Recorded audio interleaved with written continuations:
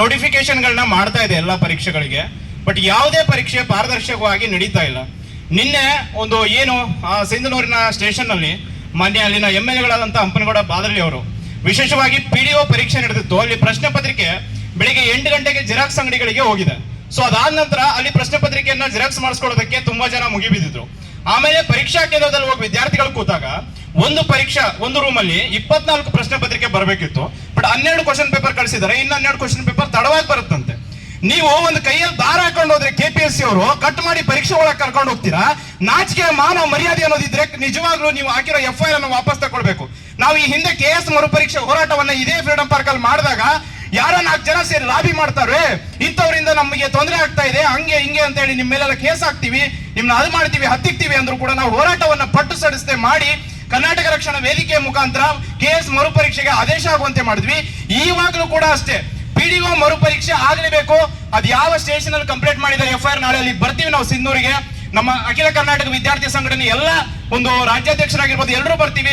ನೋಡೋಣ 500 ಜನ ಕರ್ಕೊಂಡ್ ಬರ್ತೀವಿ. 500 ಜನರ ಮೇಲೆ FIR ಮಾಡಿಸಿ ನಮ್ಮ ಪ್ರಾಣ ಹೋದ್ರು ಕೂಡ ಆ 12 ಜನರ ನಾವು ಪ್ರಾಣವನ್ನು ಉಳಿಸ್ತೀವಿ, ಬಿಡಲ್ಲ. ಬಿಕಾಸ್ ಇಲ್ಲಿರೋರು ಎಲ್ಲ ವಿದ್ಯಾರ್ಥಿಗಳು, ಯಾರೋ ಗೂಂಡಾಗಳು, ಟೆರರಿಸ್ಟ್ಗಳು ಅಲ್ಲ.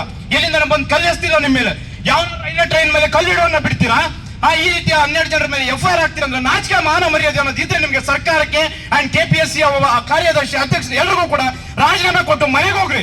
ನಿಮ್ಮಂತ ಕಚಡ ನನ್ನ ಮಕ್ಕಳಿಂದ ಇಲ್ಲಿ ಇರುವಂತ ಎಲ್ಲ ವಿದ್ಯಾರ್ಥಿಗಳಿಗೆ ಎಷ್ಟು ನೋವಾಗ್ತಾ ಇದೆ ಅಂದ್ರೆ 8 ವರ್ಷದಿಂದ ಲೈಬ್ರರಿ ಫೀಸ್ ಕಟ್ಕೊಂಡು ಎಲ್ಲೋ ಇಂದಿರಾ ಕ್ಯಾಂಟೀನ್ ಊಟ ಮಾಡ್ಕೊಂಡು ಓದಿ ಪರೀಕ್ಷೆ ಬರೆದ್ರೆ ಪೇಪರ್ ಲೀಕ್ ಮಾಡ್ತೀರಾ ಅಂದ್ರೆ ನಾಚಿಕೆ ಮಾನ ಮರ್ಯಾದಿಲ್ವಾ ನಿಮ್ಗೆ?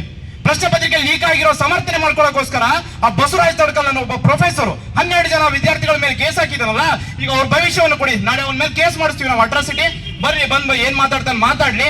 ನಮಗೆ ನ್ಯಾಯ ಬೇಕು. KPTCL ಎಕ್ಸಾಮ್ ಆಗ್ಬೇಕು ಸ್ಪರ್ಧಾತ್ಮಕ ಪರೀಕ್ಷೆ ಮೂಲಕ. ಅಂಡ್ ಇನ್ನೊಂದು PDO ಮರುಪರೀಕ್ಷೆ ಆಗಬೇಕು. HK ಪ್ರಶ್ನೆ ಪತ್ರಿಕೆ ಏನು ಸೋರಿಕೆ ಆಗಿದೆ, ಅದು ಯಾರ್ಯಾರು ಅದಕ್ಕೆ ಕಾರಣೀಕರ್ತರಾಗಿದ್ದಾರೆ ಎಲ್ಲರ ಮೇಲೂ ಕೂಡ ಕ್ರಮ ಆಗಬೇಕು. ಅಂಡ್ ಎಲ್ಲರೂ ಕೂಡ ಸಸ್ಪೆಂಡ್ ಮಾಡಬೇಕು. ಇನ್ನು ಮುಖ್ಯವಾಗಿ ಇವತ್ತೇನಾದ್ರೂ FIR ತಗೊಳ್ಳೋದ್ರ ಬಗ್ಗೆ ತೀರ್ಮಾನ ಆಗಲಿಲ್ಲ ಅಂದ್ರೆ ನಾವು ಅನಿರ್ದಿಷ್ಟ ಅವಧಿವರೆಗಾಗಿ ಇಲ್ಲೇ ಉಪವಾಸ ಸತ್ಯಾಗ್ರಹವನ್ನ ಕೊಡ್ತೀವಿ. ನಮ್ಮ ಪ್ರಾಣ ಹೋದ್ರೂ ಪರವಾಗಿಲ್ಲ, ಆ 12 ಜನರ ಮೇಲೆ FIR ಹೋಗ್ಬೇಕು. ಅದರಲ್ಲಿ ಒಬ್ಬ ವಿದ್ಯಾರ್ಥಿ ಈಗ ಆಲ್ರೆಡಿ BMTC ವೆರಿಫಿಕೇಶನ್ ಆಗಿದೆ ಒಂದು ಜಾಬ್.